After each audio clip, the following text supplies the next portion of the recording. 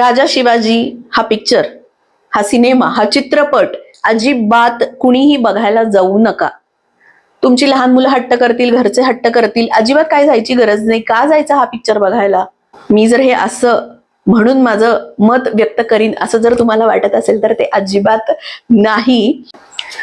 तर आता कळालं. म्हणजे तुम्ही जर माझं या रीलचं थंबनेल किंवा कव्हर जर बघितलं असेल, म्हणजे एखादी रील समोर आल्यानंतर आपल्याला कुठलं जे चित्र दिसतं तर त्याला म्हणायचं थंबनेल, तर ते जे कव्हर आहे, ते जे थंबनेल आहे, तर मी त्याच्यावरती काय केलं, राजा शिवाजी लिहिलं, त्यांचं पोस्टर तिथं मी ऍड केलं आणि थंब ऍड केले किंवा क्रॉस ऍड केलं किंवा निगेटिव्ह असं काहीतरी लिहिलं, ते मी लावलं. ती माझी पहिली तयारी. दुसरं म्हणजे मी सुरुवात माझ्या निगेटिव्ह पिचनी केली.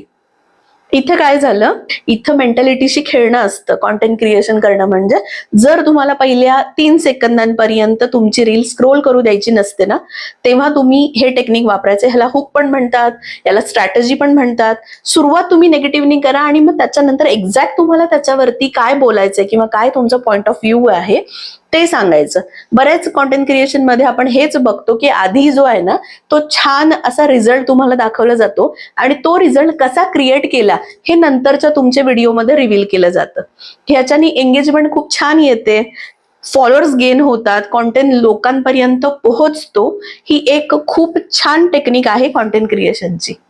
सो आवडला असेल तर like, share, subscribe, follow, save सगळं करा आणि कमेंट बॉक्समध्ये पण सांगत जा मला.